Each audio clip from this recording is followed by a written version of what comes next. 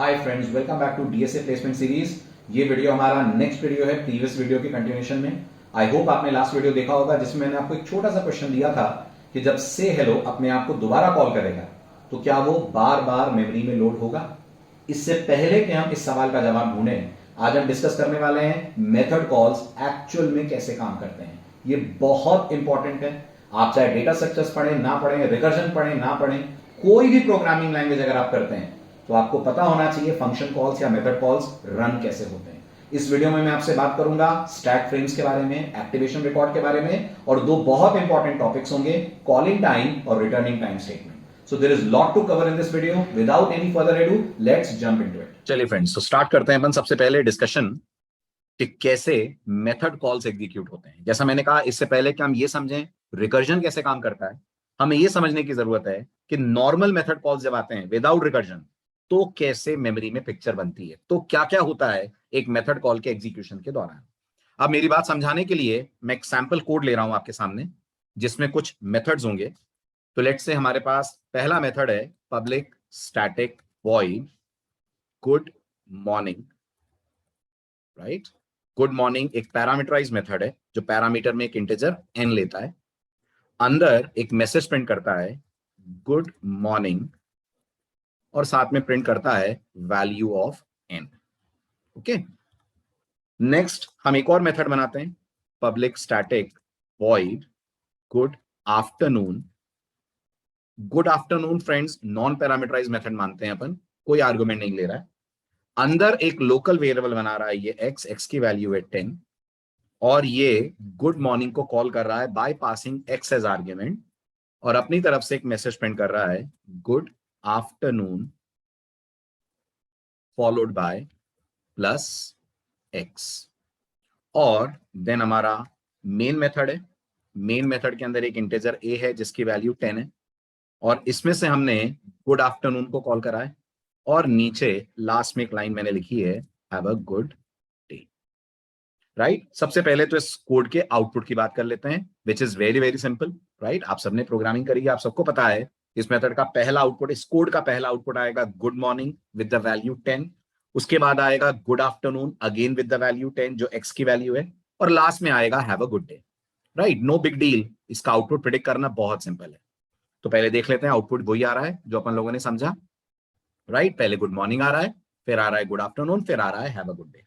But friends output ही बहुत नहीं है, रिकर्जन तक जाने से पहले हमें इसकी इंटरनल ट्रेसिंग करनी पड़ेगी।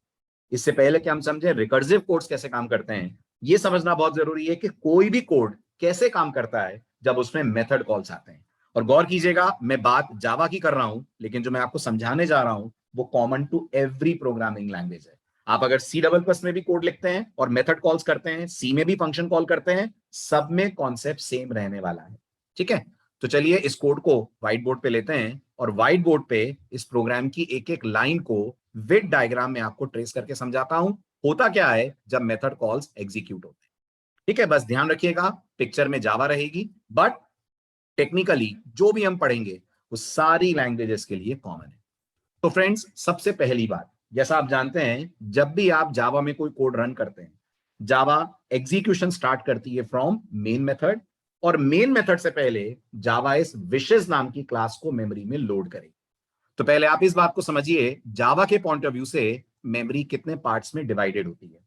जावा के पॉइंट ऑफ व्यू से मेमोरी में 5 पार्ट होते हैं, बट मैं आपको अभी 3 पार्ट समझाऊंगा, बाकी 2 हमारे इस डिस्कशन के लिए रेलिवेंट नहीं है। राइट, तो टेक्निकली अगर हम बोलें ये हमारे मशीन की अगर मैं रैम मान लूं, राइट, तो ये रैम 3 पार्ट्स में ब्रोकन है, 3 पार्ट्स में डिवाइडेड है। ये रहा इसका पहला पार्ट, समझाऊंगा मैं आपको ये क्या है। ये रहा इसका दूसरा पार्ट और टॉप पे हम मान लेते हैं इसका है तीसरा पार्ट। अब इन तीनों के नाम सुन लीजिए आप। ये जो टॉप वाला पार्ट है इसको हम लोग बोलते हैं जावा के टर्म्स में हीप एरिया। कौन सा एरिया? Heap area. यहां क्या रहता है, आप सबने जावा करी, आप सबको पता है यहां रन टाइम पे क्रिएट होने वाली चीजें रहती हैं, यानी जितने भी ऑब्जेक्ट्स हैं, राइट, और एरेज हैं, ये सारे के सारे इस एरिया में रहते हैं। They all live here. दूसरा पार्ट आई होप आपने प्रिडिक्ट कर ही लिया होगा, कहलाता है रैम का स्टैक एरिया।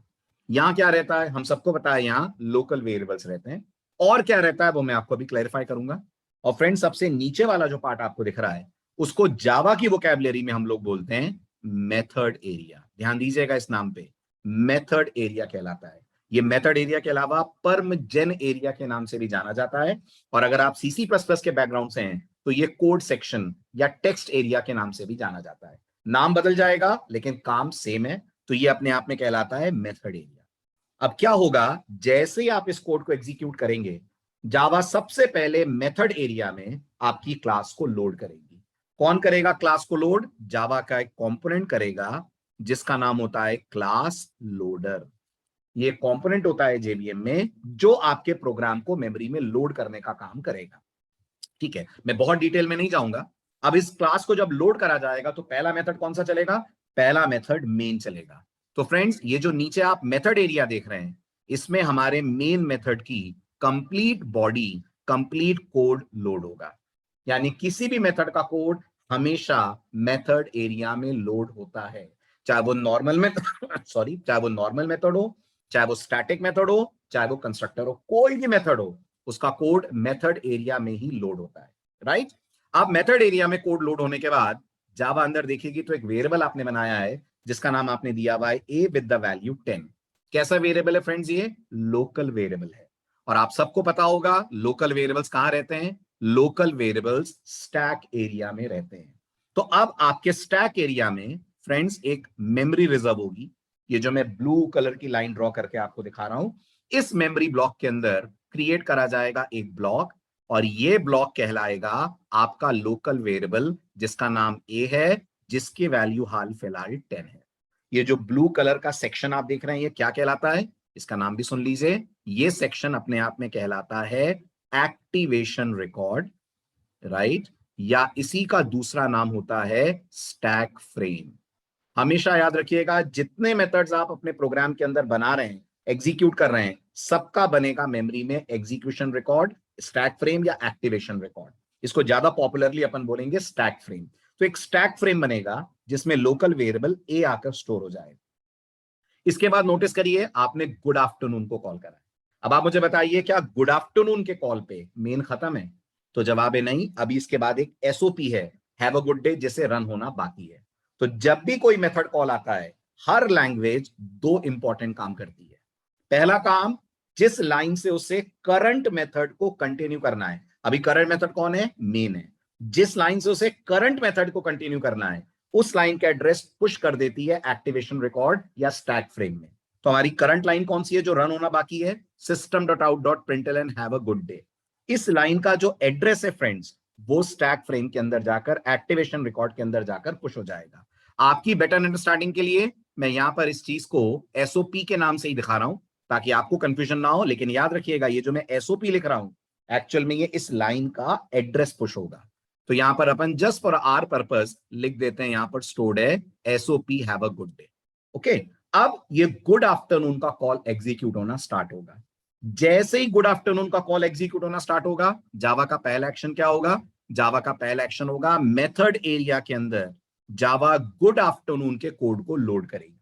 कभी भी कोड स्टैक एरिया में लोड नहीं होता है, याद रखिएगा। हमेशा कोड मेथड एरिया के अंदर लोड होता है। ये किसका कोड था? ये मेन का कोड था। ये किसका कोड है? शॉर्ट में लिख रहा हूं, ये गुड आफ्टरनून मेथड का कोड है। ये कोड आकर मेमोरी में लोड होगा मेथड एरिया के अंदर। अब देखा जाएगा इसके अंदर एक वेरिएबल आपने बनाया है इंटीजर x इक्वल टू 10। अब मैं कलर बदल रहा हूं, तो अब एक और स्टैक फ्रेम बनेगा। ये जो ग्रीन कलर वाला स्टैक फ्रेम आप देख रहे हैं, ये किसका है? ये गुड आफ्टरनून का स्टैक फ्रेम बन रहा है। क्या होगा गुड आफ्टरनून के स्टैक फ्रेम के अंदर? एक लोकल वेरिएबल बन रहा है जिसका नाम आपने दिया हुआ है x। तो ये हमारा x वेरिएबल है फ्रेंड्स। x की वैल्यू कितनी रखी हुई है? अपन ने 10 रखी हुई है, तो x के अंदर वैल्यू 10 आ जाएगी। साथ में गुड मॉर्निंग का कॉल आएगा। क्या गुड मॉर्निंग के कॉल पे गुड आफ्टरनून खत्म है? नहीं, गुड आफ्टरनून तब एग्जीक्यूशन ओवर होगा जब उसका क्लोजिंग ब्रेस आएगा। कोई भी मेथड पूरा हुआ हुआ तभी माना जाता है जब या तो उसका रिटर्न चले और या उसका क्लोजिंग ब्रेस आए। गुड आफ्टरनून के साथ अभी ऐसा कुछ भी नहीं है। तो जो अगली लाइन आप देख रहे हैं system.out.println गुड आफ्टरनून, ये भी रन होना बाकी है। ये वेट करेगी, अपनी बारी का इंतजार करेगी। कहां पर? बिल्कुल सही प्रेडिक्ट करा आपने, एक्टिवेशन रिकॉर्ड या स्टैक फ्रेम में। तो यहां आकर एक और एसओपी वेट करेगा, और ये एसओपी कौन सा एसओपी है? ये एसओपी है गुड आफ्टरनून का एसओपी। राइट? यहां मैं लिख भी देता हूं, ये गुड आफ्टरनून का मैसेज है, ये हैव अ गुड डे का मैसेज है, राइट? ये मैसेज है यहां पर। आगे बढ़ते हैं, कंट्रोल जाएगा गुड मॉर्निंग के कॉल पे। गुड मॉर्निंग का कॉल होगा, जैसा मैंने आपसे कहा जावा पहला एक्शन क्या लेगी, जावा पहला एक्शन मेथड एरिया में गुड मॉर्निंग के कोड को लोड करेगी। ये जीएम गुड मॉर्निंग का कोड है। फिर जावा बनाएगी इसका एक एक्टिवेशन रिकॉर्ड, इस कलर में लेते हैं इस बार, ब्राउन में, राइट? ये एक्टिवेशन रिकॉर्ड, ध्यान रखिएगा, नीचे वाला एक्टिवेशन रिकॉर्ड किसका है? नीचे वाला एक्टिवेशन रिकॉर्ड मेन का है फ्रेंड्स। ऊपर वाला एक्टिवेशन रिकॉर्ड किसका है? Good morning, sorry good afternoon का एक्टिवेशन रिकॉर्ड है। और इसके ऊपर जो एक्टिवेशन रिकॉर्ड किसका बन रहा है? इसके ऊपर एक्टिवेशन रिकॉर्ड बन रहा है गुड मॉर्निंग का। गुड मॉर्निंग के एक्टिवेशन रिकॉर्ड में क्या हो रहा है? तो एक लोकल वेरिएबल बन रहा है, जो पैरामीटर में आते हैं उन्हें भी लोकल वेरिएबल ही मानते हैं। वेरिएबल का नाम क्या है? वेरिएबल का नाम n है। वैल्यू उसमें किसकी गई है? x की गई है, तो वैल्यू यहां पर 10 कॉपी होगी। और अब यहां से गुड मॉर्निंग का मैसेज प्रिंट होगा। तो जो पहला आउटपुट हमें हमारी स्क्रीन पे मिलेगा वो मिलेगा गुड मॉर्निंग। हालांकि इसकी भी डिटेल में अगर हम जाएं तो प्रिंटलन भी एक मेथड है, तो जावा प्रिंटलन का जो कोड है वो मेथड एरिया के अंदर लोड करेगी। ये मेथड एरिया होगा, इसमें प्रिंटलन का कोड लोड होगा। आप मानते हो प्रिंटलन एक मेथड है, उसकी भी बॉडी में कुछ वेरिएबल्स होंगे, कुछ कोड होगा, वो पूरा कोड लोड होगा मेथड एरिया के अंदर। लेकिन मैं उस डिटेल में अभी नहीं जा रहा हूं, इसलिए हम इसको आउटपुट में कन्वर्ट कर लेते हैं। तो हमें पहला आउटपुट जो मिलेगा वो मिलेगा गुड मॉर्निंग, करेक्ट? ये मैं गुड मॉर्निंग मिला, प्लस उसके सामने वैल्यू मिलेगी n की विच इज 10। ये किसने प्रिंट करा? ये प्रिंट एलन ने प्रिंट करा। प्रिंट एलन का काम खत्म। अब कंट्रोल प्रिंट एलन से वापस आएगा। ये मान लीजिए प्रिंट एलन का स्टैक फ्रेम था, ये जो आप देख रहे हैं ना, ये प्रिंट एलन का स्टैक फ्रेम था। यहां कुछ प्रिंट एलन के वेरिएबल वगैरह स्टोर होंगे। जब प्रिंट एलन का काम खत्म होगा तो गौर कीजिएगा, उसका एक्टिवेशन रिकॉर्ड या स्टैक फ्रेम डिस्ट्रॉय होगा, और कंट्रोल इसके एक्टिवेशन रिकॉर्ड के बाद नीचे वाले एक्टिवेशन रिकॉर्ड पे आएगा। हमेशा याद रखिएगा, जब किसी मेथड का एग्जीक्यूशन स्टार्ट होता है स्टैक में उसका स्टैक फ्रेम बनता है, जब उसका एग्जीक्यूशन ओवर होता है स्टैक से उसका स्टैक फ्रेम हट जाता है। स्टैक फ्रेम में क्या होता है? स्टैक फ्रेम में लोकल वेरिएबल्स होते हैं, और जो अगली लाइन रन होनी है उस अगली लाइन का रिटर्न एड्रेस होता है। कोड नहीं होता है, कोड हमेशा होता है मेथड एरिया के अंदर। तो कंट्रोल यहां से वापस आएगा नीचे वाले स्टैक फ्रेम पे। नीचे वाला स्टैक फ्रेम किसका है फ्रेंड्स? गुड मॉर्निंग का स्टैक फ्रेम है। हम प्रिंटलन से वापस आ रहे हैं। क्या गुड मॉर्निंग में क्लोजिंग ब्रेस आ गया प्रिंटलन के बाद? हाँ, आ गया। तो गुड मॉर्निंग का एक्टिवेशन रिकॉर्ड, n की वैल्यू, ये सब कुछ हो जाएंगे डिस्ट्रॉय, और कंट्रोल इससे नीचे वाले स्टैक फ्रेम पे आएगा।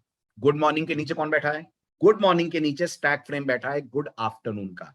क्या गुड मॉर्निंग के कॉल के बाद गुड आफ्टरनून का काम खत्म हो गया? नहीं हुआ। इसका एक स्टेटमेंट रन होना बाकी है, which is SOP good afternoon. तो अब ये वाला जो आप देख रहे हैं, ये एड्रेस पॉप होकर ये लाइन एग्जीक्यूट होगी। स्क्रीन पे हमें क्या मिलेगा फ्रेंड्स? स्क्रीन पे हमें अगला आउटपुट मिलेगा good afternoon with the value of x which also is 10। क्या गुड आफ्टरनून मैसेज प्रिंट करने के बाद खत्म हो गया गुड आफ्टरनून का काम? हाँ, क्योंकि आ गया इसका भी closing brace. And what did I से? जब भी क्लोजिंग ब्रेस आएगा स्टैक फ्रेम हटेगा, पॉप होगा, और कंट्रोल नीचे वाले स्टैक फ्रेम या एक्टिवेशन रिकॉर्ड पे चला जाएगा। तो अब ये वाला पूरा डिस्ट्रॉय होगा फ्रेंड्स, ये पूरा खत्म होगा, और कंट्रोल इससे नीचे वाले स्टैक फ्रेम पे आ जाएगा। इससे नीचे किसका स्टैक फ्रेम है? मेन का स्टैक फ्रेम है। क्या गुड आफ्टरनून की बॉडी पूरी होने के बाद मेन खत्म? नहीं, मेन का एक एसओपी बचा है which is have a good day. वो ये वाला एसओपी है जो आपको दिख रहा है। अब ये एसओपी अपना काम कंटिन्यू करेगा, और यहां आपको मैसेज मिलेगा have a good day, right? With the, अच्छा वैल्यू तो मैंने प्रिंट नहीं करी है, तो हैव अ गुड डे। चाहते तो आप ए प्रिंट कर लेते, तो ए की वैल्यू भी आपको यहां दिख जाती। क्या इस हैव अ गुड डे के बाद मेन खत्म? जी हाँ, अब मेन खत्म होगा, मेन का एक्टिवेशन रिकॉर्ड डिस्ट्रॉय होगा, और जब मेन का एक्टिवेशन रिकॉर्ड डिस्ट्रॉय होगा तब ये मेथड एरिया क्लीन होगा, तब ये सारे मेथड्स हटेंगे। तो मैंने आपसे क्या पूछा था? क्या बार बार से हेलो मेमोरी में लोड होगा? नहीं होगा। कभी भी कोड बार बार लोड नहीं होता। कोड एक बार लोड होगा मेथड एरिया में, बार बार सिर्फ बनते जाएंगे एक्टिवेशन रिकॉर्ड्स। अब इस नॉलेज को यूज करते हैं हम से हेलो की रियल ट्रेसिंग पे, कैसे एक्चुअल में से हेलो काम करता है। तो इसके लिए एक बार फिर मैं आपको से हेलो का कोड दिखा दूं, जो लास्ट लेक्चर में आपके सामने मैंने रखा था। तो ये हमारा से हेलो का कोड है फ्रेंड्स, राइट? इसको मैं कॉपी कर लेता हूं, and let us see what is the real way this code is running. और आपको और बेटर समझाने के लिए मैं यहां पर एक एसओपी और डाल देता हूं, है ना? और यहां मैं लिख देता हूं thank you. 2 minute video pause करके जरा आप ये सोचो थैंक यू कितनी बार प्रिंट होगा अगर मैं से हेलो को मेन से कॉल करता हूं विद द वैल्यू 3? सोचिए कितनी बार ये थैंक यू प्रिंट होगा? ये थैंक यू प्रिंट होगा 3 बार। ठीक, चेक कर लेते हैं क्या थैंक यू 3 बार आ रहा है।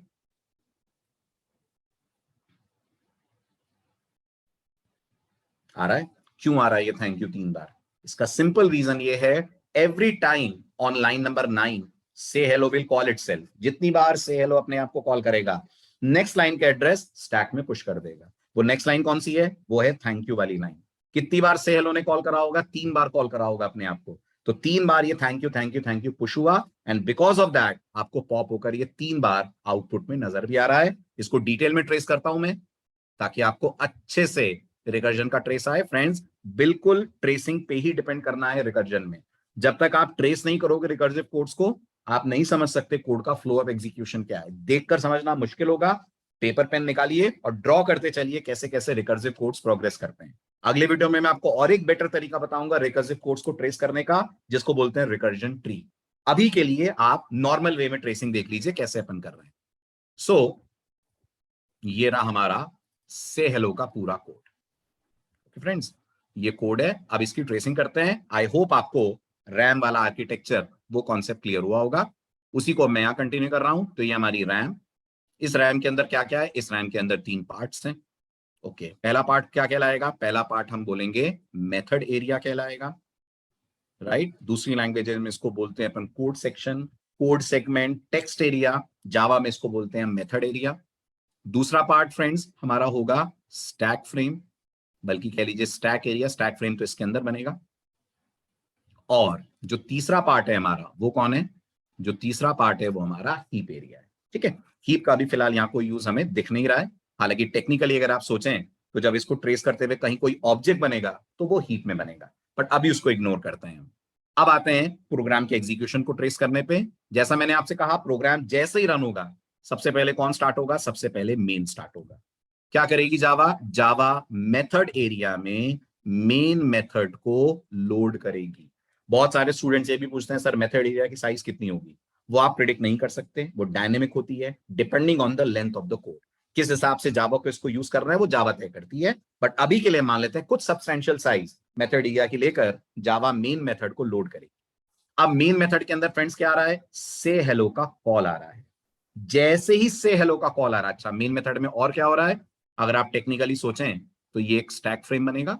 जैसा मैंने आपसे कहा, जब भी कोई मेथड चलेगा एक स्टैक फ्रेम बनेगा। स्टैक फ्रेम में इसके लोकल वेरिएबल बनेंगे। अगर आपको लग रहा है मेन में कौन लोकल वेरिएबल है? ARGS, वो आपका लोकल वेरिएबल है। तो यहाँ एक ARGS बना, राइट। ऑल्दो इस ARGS के अंदर हाल फिलहाल नल होगा क्योंकि कोई कमांड लाइन आर्गुमेंट पास नहीं हुए, बट ये ARGS बना। इसके बाद से हेलो का कॉल आया, और इसके बाद जो लाइन है, कौन सी लाइन है फ्रेंड्स? ये क्लोजिंग ब्रेस वाली लाइन है। इसका कुछ ना कुछ रिटर्न एड्रेस होगा, वो यहां पर आकर स्टोर हुआ। मैं आपके समझने के लिए यहां सिर्फ क्लोजिंग ब्रेस को दिखा रहा हूं, बाकी आप मान लो इसका जो एड्रेस है वो यहां पर स्टोर हो रहा है एज रिटर्न एड्रेस। ओके, चलिए अब इसके बाद कंट्रोल जाएगा से हेलो की बॉडी पे। जैसे ही से हेलो की बॉडी पे जाएगा, 2 एक्टिविटीज होंगी। पहली एक्टिविटी, से हेलो का code stack sorry method area के अंदर लोड होगा। तो ये हमारा से हेलो का कोड है। से हेलो का कोड है जो मेथड एरिया में लोड हुआ। और से हेलो के लिए क्या बनेगा?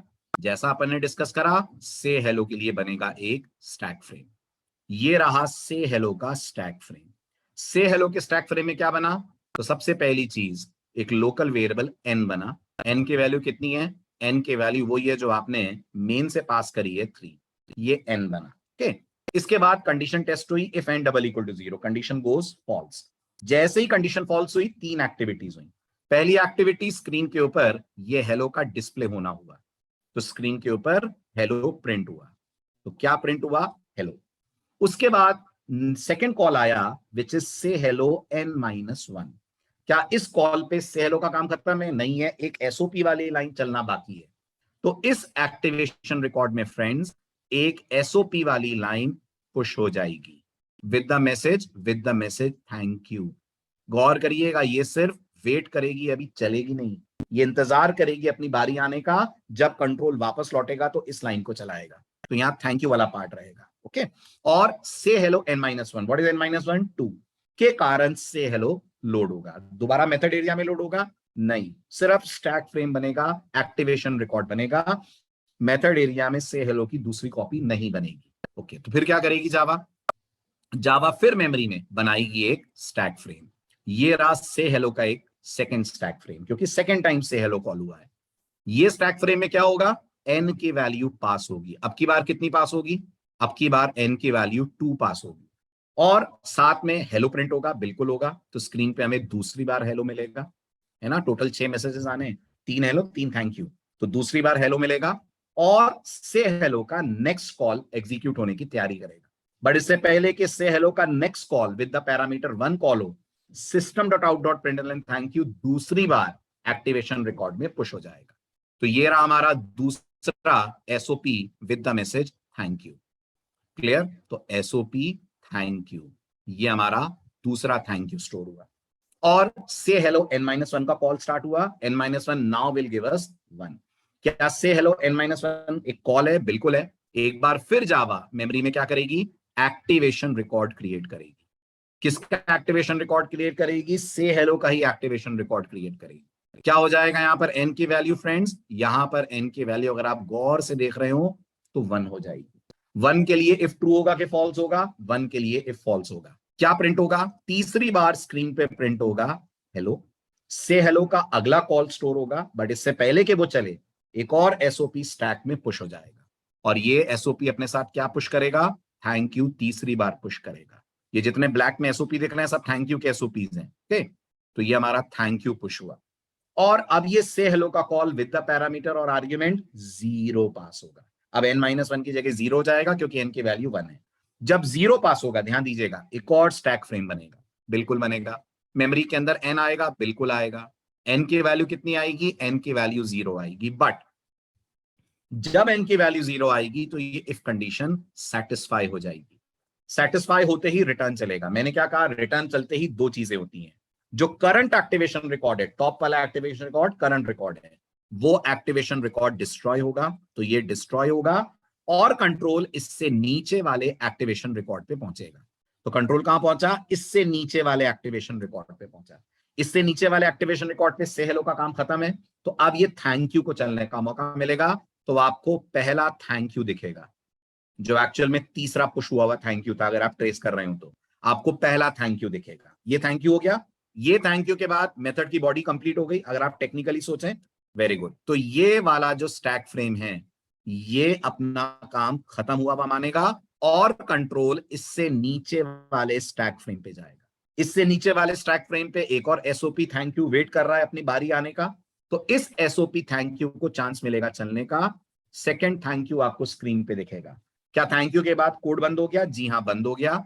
जैसे ही कोड का यानी मेथड का एग्जीक्यूशन कंप्लीट होगा, स्टैक फ्रेम डिस्ट्रॉय होगा, और कंट्रोल इससे नीचे वाले स्टैक फ्रेम पे आएगा। इससे नीचे वाले स्टैक फ्रेम पे भी एक थैंक यू वेट कर रहा है। वो थैंक यू को चलने का मौका मिलेगा, तो एक थैंक यू ये वाला चलेगा, राइट। ये थैंक यू प्रिंट होने के बाद क्या इस स्टैक फ्रेम का काम पूरा हो गया? हाँ जी, इसका काम पूरा हो गया। अब कंट्रोल यहां से जाएगा किसके पास? मेन के पास। मेन में क्या बचा है? बस ये क्लोजिंग ब्रेस, ये ब्रेस रन होगा, मेन का काम पूरा। मेन का काम पूरा तो पूरी method body complete, class body complete, और कंट्रोल सब कुछ कर देगा। स्क्रीन पे आपको क्या मिलेगा? ये मिलेंगे आपको 3 हेलो, ये मिलेंगे आपको 3 थैंक यू। सो एक बार फिर मैं कहूंगा, एक बार फिर मैं स्ट्रेस दूंगा इस बात पे, रिकर्सिव कॉल्स खुद लोड नहीं होते स्टैक में। लोड सिर्फ एक्टिवेशन रिकॉर्ड होता है। मेथड बॉडी लोड होती है एक बार, और वो जाती है इनसाइड द मेथड एरिया। अब एक और बात बोलकर मैं इस वीडियो को एंड करता हूं, जो आगे के वीडियोस में मैं यूज करूंगा। जब भी हम किसी रिकर्सिव कोड की बात करते हैं फ्रेंड्स, जब भी हम किसी रिकर्सिव कोड की बात करते हैं, लेट्स से ये हमने रिटर्न टाइप लिखी, रिटर्न टाइप के बाद ये हमने मेथड का नाम लिखा, ठीक है। मेथड का नाम लिखने के बाद कुछ पैरामीटर्स दिए। दो बहुत इंपॉर्टेंट वर्ड्स में बोलूंगा, प्लीज उन्हें ध्यान से सुनिएगा, ये बहुत बहुत इंपॉर्टेंट है, ठीक है। अंदर मैंने ये कुछ कोड लिखा, ये कोड मेथड कॉल के पहले का कोड है, ठीक है। यहां रिकर्सिव कॉल है, मेथड अपने आप को कॉल कर रहा है विद द डिजायर्ड पैरामीटर, और ये कुछ कोड है जो मेथड कॉल के बाद का कोड है, करेक्ट। ये कुछ कोड है ऐसा। नाउ क्या हो रहा है? ये वाला जो कोड आप देख रहे हैं, ये वाला जो कोड है जो मेथड कॉल के ऊपर है, इसको हम वोकैबुलरी वाइज बोलते हैं कॉलिंग टाइम स्टेटमेंट्स। क्या बोलते हैं? Calling time statement. क्यों बोलते हैं इनको कॉलिंग टाइम स्टेटमेंट? इसलिए बोलते हैं क्योंकि ये उसी एग्जीक्यूशन पाथ पे पहले आ रहे हैं जिस एग्जीक्यूशन पाथ पे रिकर्सिव कॉल है। आगे जाकर जो रिकर्सिव कॉल है वो जिस पाथ पे है उसके ऊपर ये वाले आ रहे हैं। तो पहले ये सारे स्टेटमेंट चलेंगे, फिर हमारा रिकर्सिव कॉल चलेगा। इसलिए इसको बोलते हैं calling time statement. Calling time statement हमेशा रिकर्सिव कॉल के पहले चलते हैं। फिर हमारा रिकर्सिव कॉल आया और फिर ये जो नीचे आप देख रहे हैं ना, ये इसको बोलते हैं अपन रिटर्निंग टाइम स्टेटमेंट। इसलिए नहीं बोलते हैं रिटर्निंग टाइम स्टेटमेंट क्योंकि इनमें कोई रिटर्न लगा हुआ है। बहुत सारे लोग ये सोचते हैं रिटर्न कीवर्ड के कारण ये नाम है। नहीं, रिटर्न के कारण ये नाम नहीं है। रिटर्निंग टाइम इसलिए बोलते हैं क्योंकि ये उस एग्जीक्यूशन पाथ पे फंक्शन कॉल के बाद रन होंगे जिसपे अभी अभी रिकर्सिव कॉल रन हुआ है। यानी पहले रिकर्सिव कॉल रन होगा, फिर ये रिटर्निंग टाइम स्टेटमेंट्स को रन होने का मौका मिलेगा। तो कॉलिंग टाइम स्टेटमेंट इसलिए कॉलिंग टाइम है क्योंकि वो रिकर्सिव कॉल के पहले रन होंगे, फिर कॉल रन होगा। रिटर्निंग टाइम इसलिए रिटर्निंग टाइम है क्योंकि रिकर्सिव कॉल के बाद वो रन होंगे। तो मेरे कोड की अगर मैं बात करूं तो नोटिस करिए ये वाला जो हेलो है ये पूरा कॉलिंग टाइम स्टेटमेंट है। इनफैक्ट इसके ऊपर वाला पार्ट भी है, इफ वगैरह सब कॉलिंग टाइम है। और ये जो पार्ट आप देख रहे हैं थैंक यू, ये हमारा रिटर्निंग टाइम स्टेटमेंट है। ये तब चलेगा जब से हेलो का करंट कॉल अपना काम पूरा कर लेगा, फिर उसको थैंक यू प्रिंट करने का मौका मिलेगा। एक और जरूरी बात मैं आपको बताना चाहूंगा। अगर मान लीजिए मैंने कुछ कोड ऐसे लिखा, मैंने कोई रिकर्सिव कॉल दिया, ये मान लीजिए मेरे मेथड का कॉल है, प्लस करके मैंने यहां पर कोई एक्सप्रेशन लिखी। तो फ्रेंड्स ये जो मेथड का कॉल आप देख रहे हैं ये पहले चलेगा, बाद में ये एक्सप्रेशन सॉल्व होगी। फॉर एग्जाम्पल मान लीजिए मेरे मेथड का नाम m1 है, ये कुछ वैल्यू रिटर्न कर रहा है और मैं कहता हूं m1 इंटू 3। ये जो इंटू 3 आप देख रहे हैं ये रिटर्निंग टाइम स्टेटमेंट है। पहले m1 चलेगा, फिर इंटू 3 सॉल्व होगा। और ऐसा भी मत सोचिएगा 3 इंटू m1 होता तो क्या ये 3 कॉलिंग टाइम होता? नहीं। अगर रिकर्सिव कॉल किसी एक्सप्रेशन में बाद में भी आ रहा है तो ये जो पहला वाला पार्ट है ये बाद में चलेगा, m1 पहले कॉल होगा। यानी अभी भी ये 3 का मल्टीप्लाई m1 से होगा, पहले m1 चलेगा, वो कुछ रिजल्ट देगा जो 3 से मल्टीप्लाई होगा। तो कभी भी मेथड कॉल अगर एक्सप्रेशन का पार्ट बनकर आ रहे हैं तो पहले मेथड कॉल सॉल्व होंगे, फिर रिटर्निंग देगा, वो चाहे पहले हो चाहे बाद। ये था ट्रेस पूरा पूरा रिकर्सिव कॉल्स के चलने का। आई होप ये ट्रेस आपको अच्छे से समझ में आया होगा, आपके बहुत सारे मिथ दूर हुए होंगे। अगले वीडियो में अब हम डिस्कस करना शुरू करेंगे रिकर्जन की कुछ फेमस और popular problems. Till then keep sharing the videos, keep loving us, and thank you so much for all your love and support.